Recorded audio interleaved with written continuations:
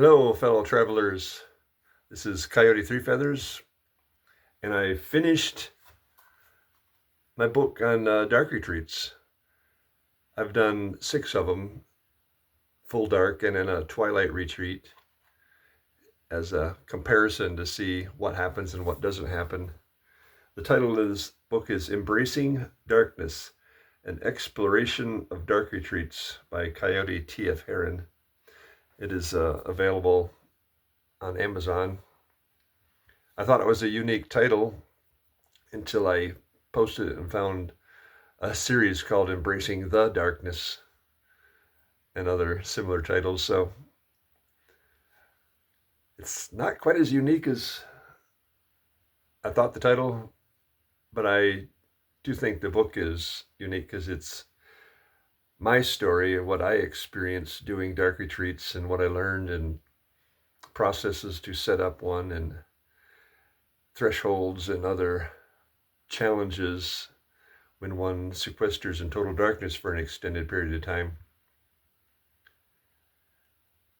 It's all part of the process of facing oneself and dealing with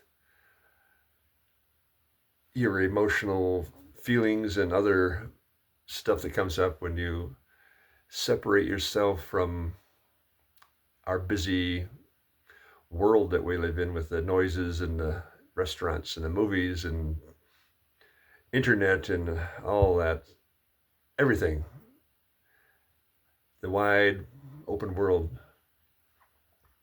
I live on the edge of a large forest, and so I have lots of birds and deer and even wolves have come by near where I live. And so I have that world to live in, which is quite different from those of you who might dwell in cities or other urban environments. You have a different kind of life and energy and activities. So we can all take a break and step away from all that busyness and discover what's in us, discover what we're made of by doing a dark retreat.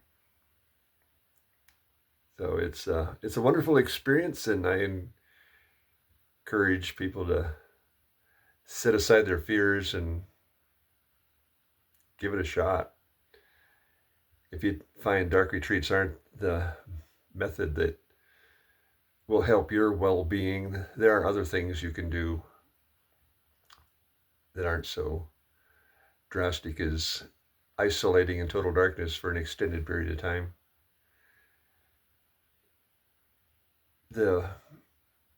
One of the bottom lines of my method is you can be empowered to do something to improve your well-being. Anything. It's whether you change your diet, your activity, you just pick something that might be overwhelming you or bothering you. Maybe it's a relationship that needs some guidelines or boundaries. Who knows? There's many things that you can identify and correct or improve or eliminate. One thing I'm trying to do is I'm working on is cutting down the sugar, which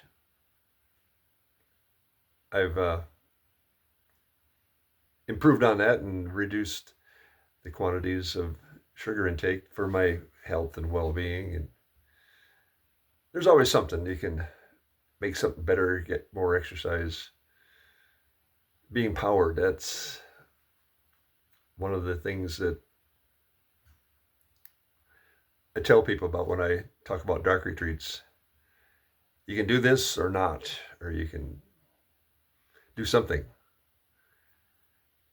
But I have a special fondness for dark retreats because of how much it's helped me and with my relationships with others and with myself. So it's a good deal. So if you like, you can pick up a copy or order one that way. It's only $12 on Amazon, so it's a fun read. One thing that I added to the book is during my last dark retreat, I got this story called Clayton Becomes a Helper. It's about this little blob of clay that lives in a stream bank with his friends, the creek, and a chickadee, and a great willow, and some other rocks. And Clayton wants to sing. And people think, oh, Clayton, you can't sing. You just sound like or something. But it seemed an impossible thing. But this little clay character wanted to sing, but he needed help. And a lady that made pottery came along and took him and eventually turned him into an ocarina. And he was able to sing. For those who don't know, an ocarina is a little, about that big around. It's a little clay flute. And Clayton also got made into dishes, which helped. And so the story is all about being a helper and getting help from others. The original story idea came to me about 35 years ago, and I wrote something down and it got set aside with life's busyness. And during this recent dark retreat, the idea just popped back into my head, and the whole story just manifest in an instant. And it took me 4 hours to write it down, and a little bit of editing and polishing. That's one of my next books to finish because it needs illustrating. It definitely needs pictures. It's a kind of a children's book. I don't know how I'd really classify it, but it's a fun little read, and I just got to get some illustrations together and get it in print. So if you decide to get a copy of my book, I hope you enjoy it and let me know what you think. It was a labor of love. It took about 1.5 years to write it, 3 different versions, and I finally got it, and I'm kind of excited about it. I've sold a few copies already.